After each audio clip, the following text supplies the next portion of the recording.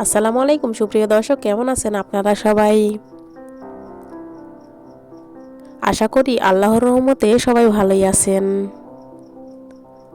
আজ আমি আপনাদের সাথে শেয়ার করব মুসলিম কন্যা সন্তানের নাম এবং অর্থ। তাহলে চলুন দেরি না করে নামগুলো দেখে নেওয়া যাক।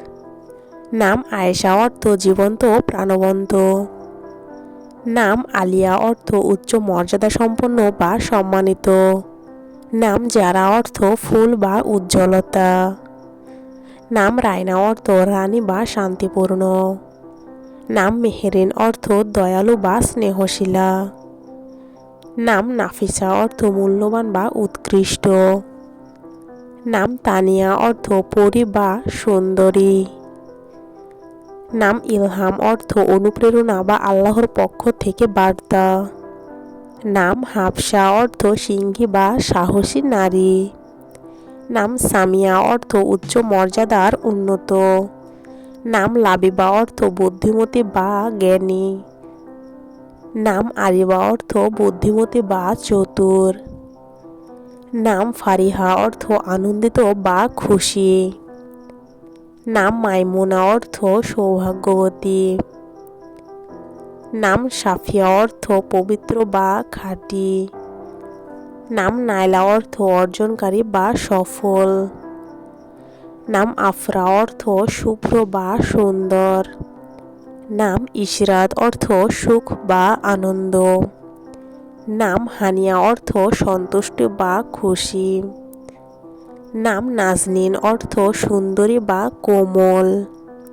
নাম রুকাইয়া, অর্থ উন্নত চরিত্রের নারী। নাম সাইরা, অর্থ ভ্রমণকারী বা চলমান। নাম মাহরিন, অর্থ চাঁদের মতো সুন্দর।